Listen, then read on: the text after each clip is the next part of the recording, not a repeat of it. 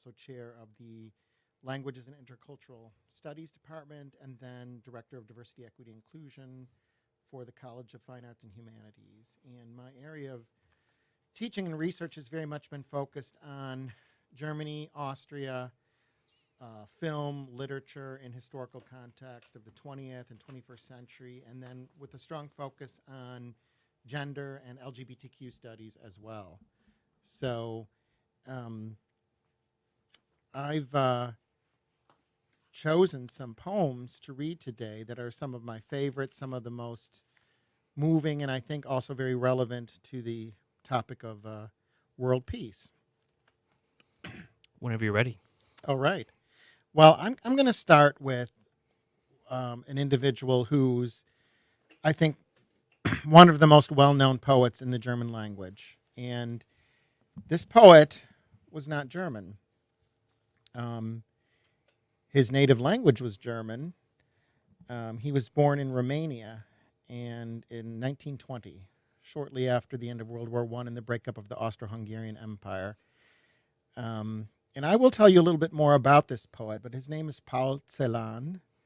And I'm going to start by reading a poem called Winter, which means winter. And what I'll do is I will read the entire poem. It's 4 stanzas in German, and then I will read the English translation by John Felstiner. So first the German. Es fällt nun, Mutter, Schnee in der Ukraine, des Heilands Kranz aus 1000 Körnchen Kummer. Von meinen Tränen hier erreicht dich keine, von früheren Winken nur ein stolzer Stummer. Wir sterben schon, was schläfst du nicht, Baracke? Auch dieser Wind geht wie ein Verscheuchter. Sind sie es denn, die frieren in der Schlacke, die Herzenfahnen und die Arme Leuchter? Ich blieb derselbe in den Finsternissen, erlöst das Linde und entblößt das Scharfe, von meinen Sternen nur wehen noch zerrissen die Saiten einer überlauten Harfe. Dran hängt zuweilen eine Rosenstunde, verlöschend eine, immer eine. Was wäre es, Mutter, Wachstum oder Wunder, versenk ich mit im Schneewehen der Ukraine. It's falling, mother, snow in the Ukraine, the Savior's crown, 1,000 grains of grief. Here all my tears reach out to you in vain. One proud, mute glance is all of my relief. We're dying now. Why won't you sleep, you huts? Even this wind slinks around in frightened rags. Are these the ones freezing in slag-choked ruts, whose arms are candlesticks, whose hearts are flags? I stayed the same in darkness forlorn. Will days heal softly? Will they cut too sharp? Among my stars are drifting now the torn strings of a strident and discordant harp.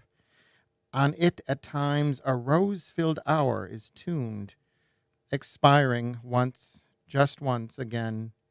What would come, mother, wakening or wound, if I too sank in snows of the Ukraine?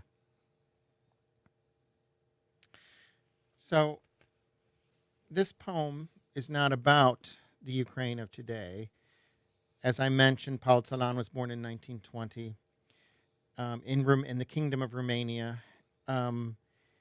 which meant that when World War II began, he and his family, which was a Jewish family, was subject to all the persecutions that came with the invasion of the Nazi armies and their advance toward the Eastern Front. Paul Celan is from a city that in German is called Czernowitz, and I believe it's called Czernovici. Perhaps I may have gotten that wrong in Romanian and the way it's referred to in the English language today. So I apologize because I'm used to the German name for it. But this particular city is not today in Romania. It is in Ukraine. So very relevant. The area that he grew up in, the city went back and forth between the Nazi armies and the Soviet armies, and the population was persecuted.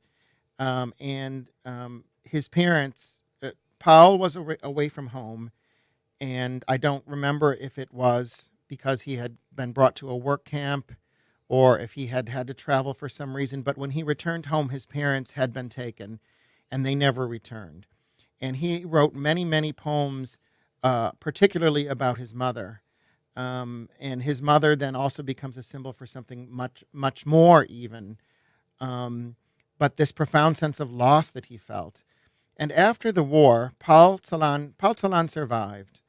And he eventually left Romania, and he spent a little bit of time living in Vienna, the capital of Austria, and was in Germany for a little bit, but he ended up living in Paris. But he never got over that profound sense of loss that came from his experiences in the Holocaust.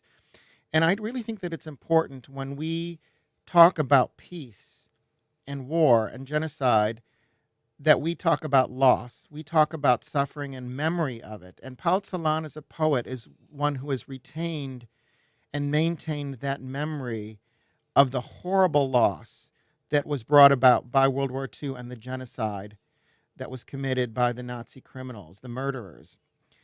So I want to read one other poem, and I hope you'll bear with me because it is rather long. But it is perhaps the most famous poem now in the German language. And it is called Todesfuge, or Death Fugue. And in it, will almost certainly recognize the imagery of the death camps. And you might know what a fugue is as well. A fugue is a musical form that was perfected, for example, by Johann Sebastian Bach, in which there's a repetition and a variation on different themes. And fugue is also from the Italian word for flight. So there's a kind of chase going on here. There's a repetition and there's a chase. So first I will read this in German. There are about 6 stanzas or so, and then I will read it in English. Todesfuge. Schwarze Milch der Frühe, wir trinken sie abends. Wir trinken sie mittags und morgens, wir trinken sie nachts. Wir trinken und trinken. Wir schaufeln ein Grab in den Lüften, da liegt man nicht eng. Ein Mann wohnt im Haus, der spielt mit den Schlangen, der schreibt, wenn es dunkelt nach Deutschland, dein goldenes Haar, Margarete. Er schreibt, es enttritt vor das Haus und es blitzen die Sterne, er pfeift seine Rüden herbei. Er pfeift seine Juden hervor, lässt schaufeln ein Grab in der Erde. Er befiehlt uns, spielt auf nun zum Tanz. Schwarze Milch der Frühe, wir trinken dich nachts, wir trinken dich morgens und mittags, wir trinken dich abends. Wir trinken und trinken. Ein Mann wohnt im Haus, der spielt mit den Schlangen, der schreibt, wenn es dunkelt nach Deutschland, dein goldenes Haar, Margarete, dein aschenes Haar, Sulamit. Wir schaufeln ein Grab in den Lüften, da liegt man nicht eng. Er ruft, steckt tiefer ins Erdreich, ihr einen, ihr anderen singet und spielt. Er greift nach dem Eisen im Gurt, er schwingt, seine Augen sind blau. Stecht tiefer die Spaten, ihr einen, ihr anderen, spielt weiter zum Tanz auf. Schwarze Milch der Frühe, wir trinken dich nachts, wir trinken dich mittags und morgens, wir trinken dich abends, wir trinken und trinken. Ein Mann wohnt im Haus, dein goldenes Haar, Margarete, dein aschenes Haar, Sulamit.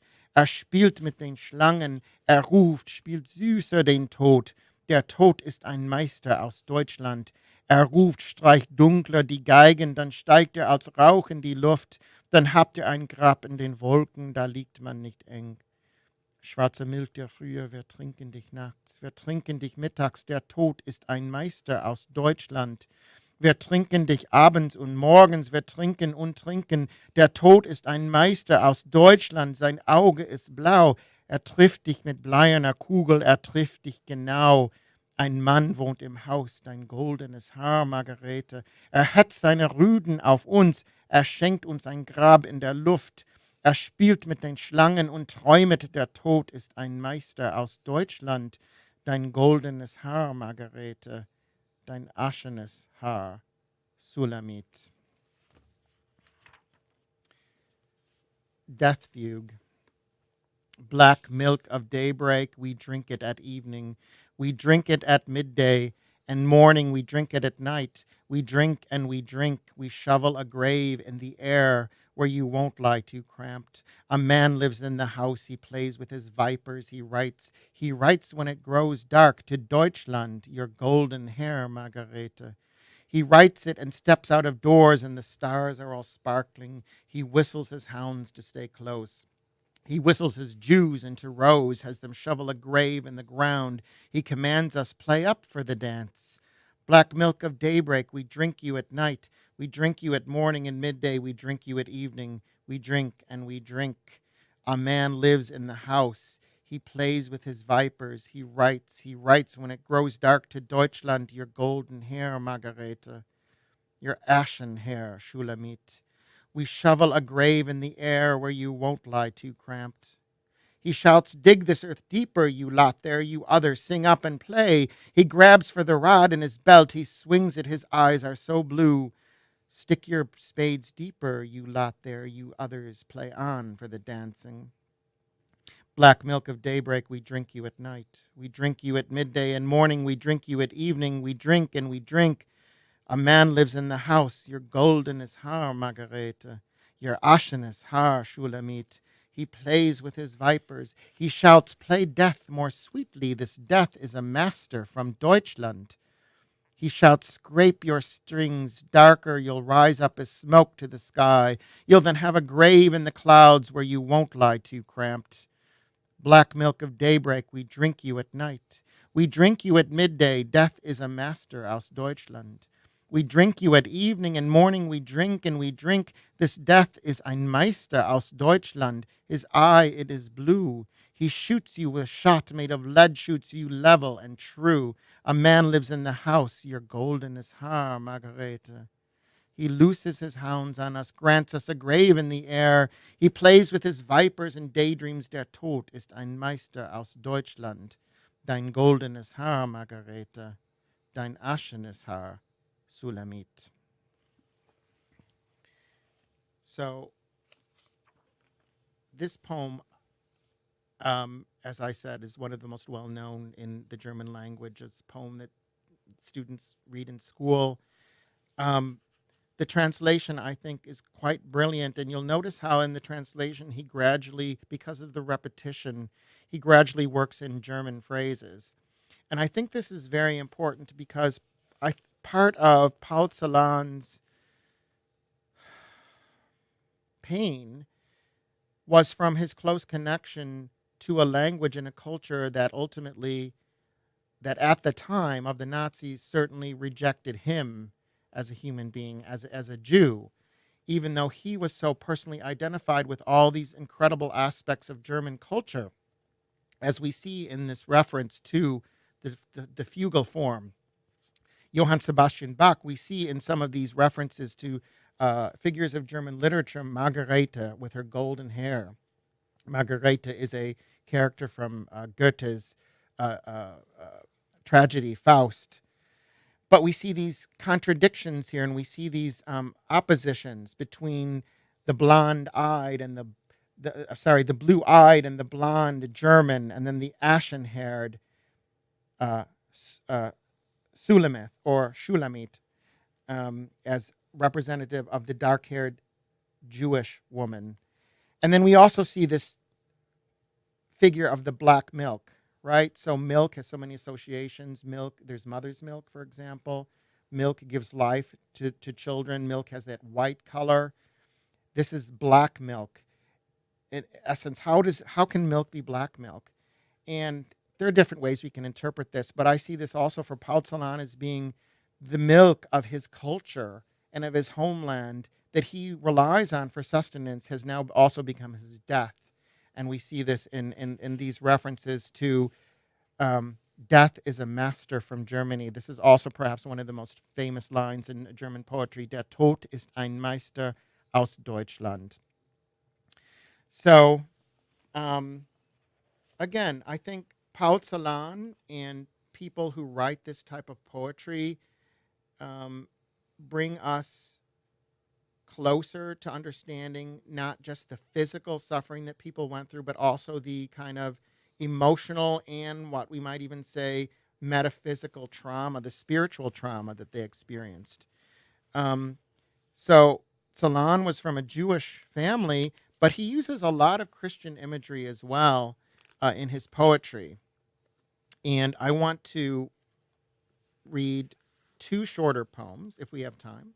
Yeah, you have Okay. 13 minutes. Okay. So we have one called Psalm or Psalm. So let's try to recall what a psalm is.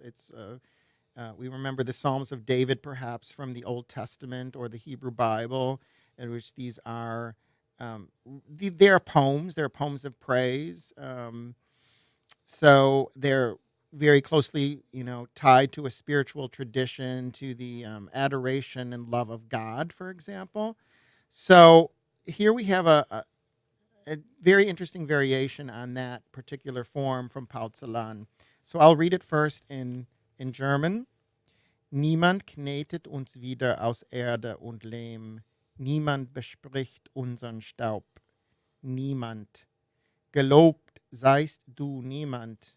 Dir zulieb wollen wir blühen, dir entgegen.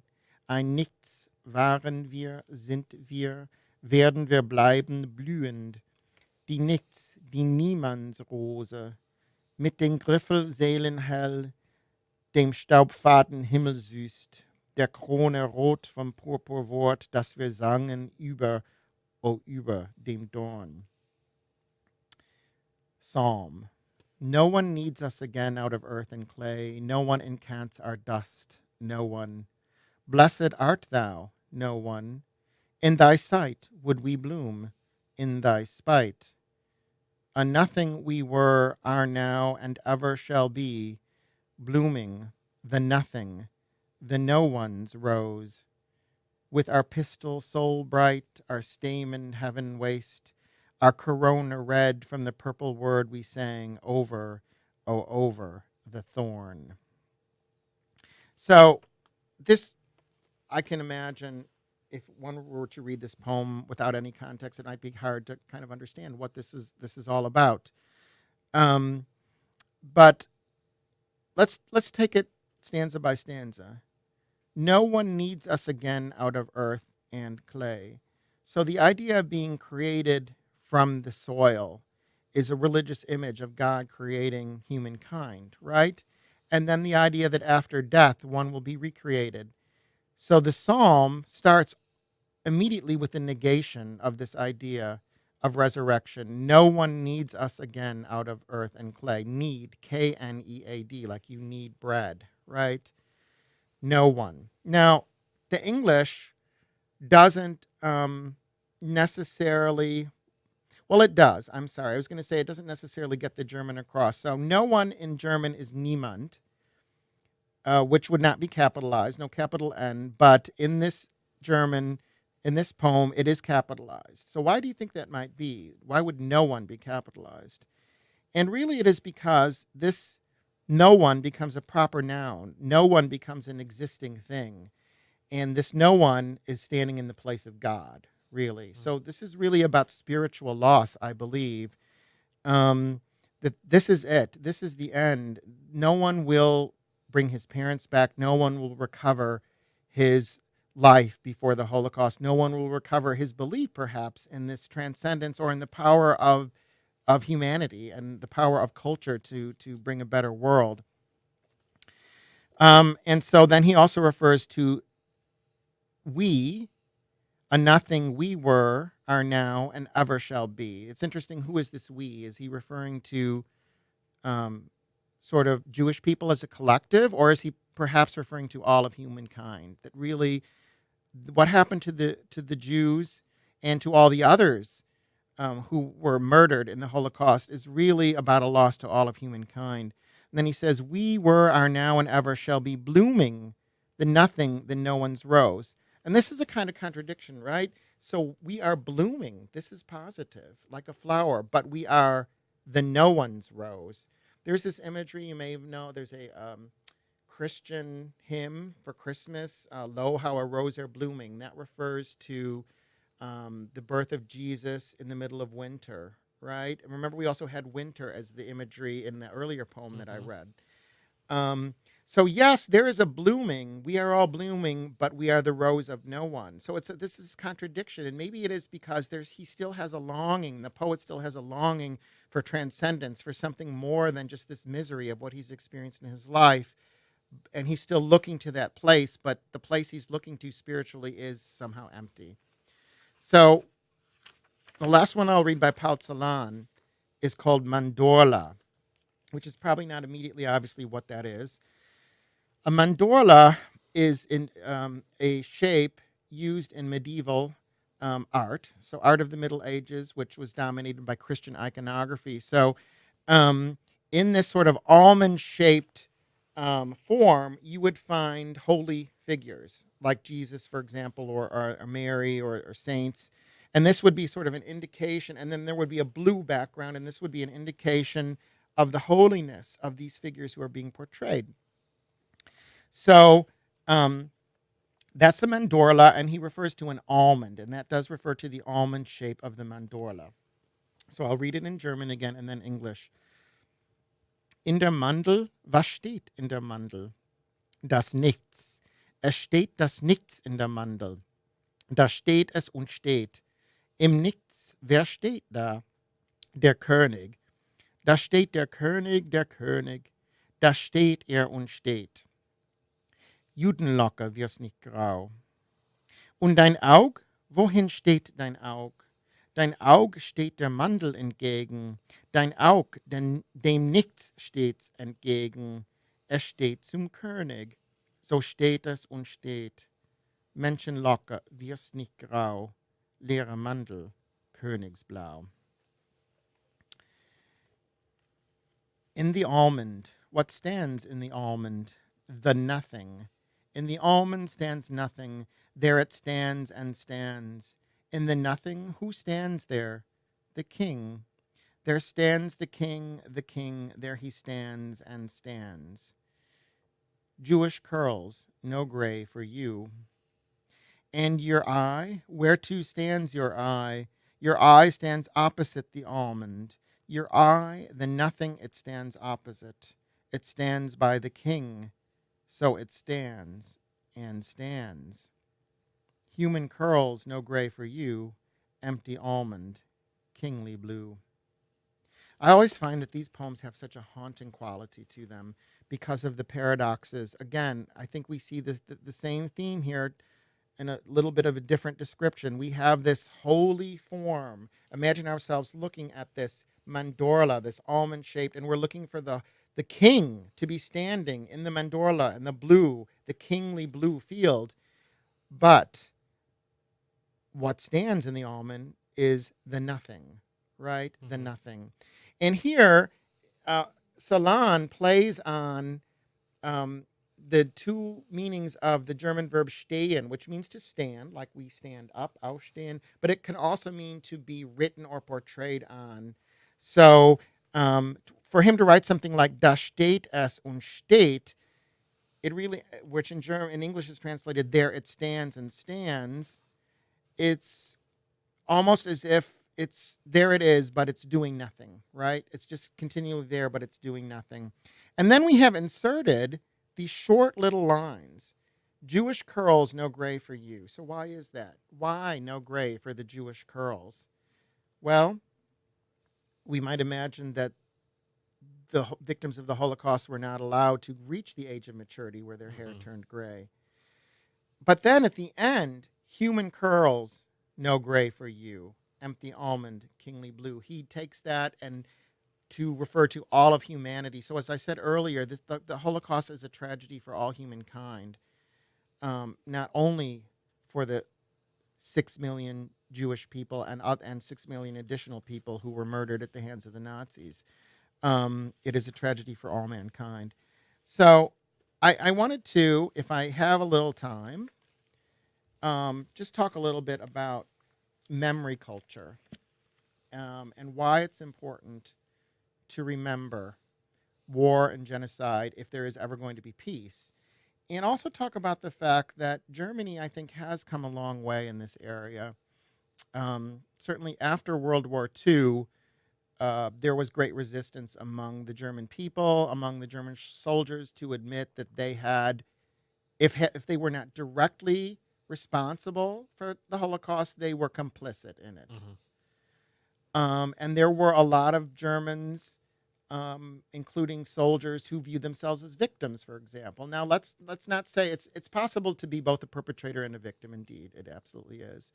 But we had, there were millions of German soldiers who were, for example, in Soviet prisoner of war camps for many years. Of course, we have to remember that Soviet prisoners of war under the Nazis were treated little better than animals. They were often given no shelter whatsoever. They were simply forced to sleep in the open, given almost no food, and Soviet soldiers died in extremely high numbers when they were in captivity under the Nazis.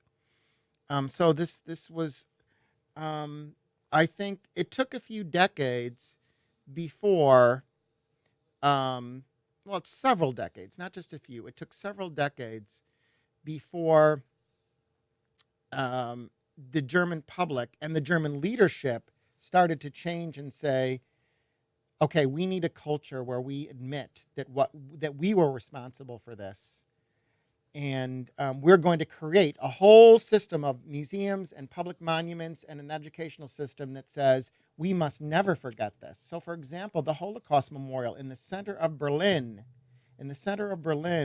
was built just about 20-some years ago, but it remains there one block from the German Parliament building. And I know, just to end on a somewhat provocative note, I think we have about 1 minute left. What do you think if we had one block from the U.S. Capitol, a monument to the victims of slavery and Native American genocide? So, that's what I wanted to leave us with today. Thank you for your time. I'm very That was happy excellent. to come. Thank you. And we'll be right back on WWCU 106.9 FM.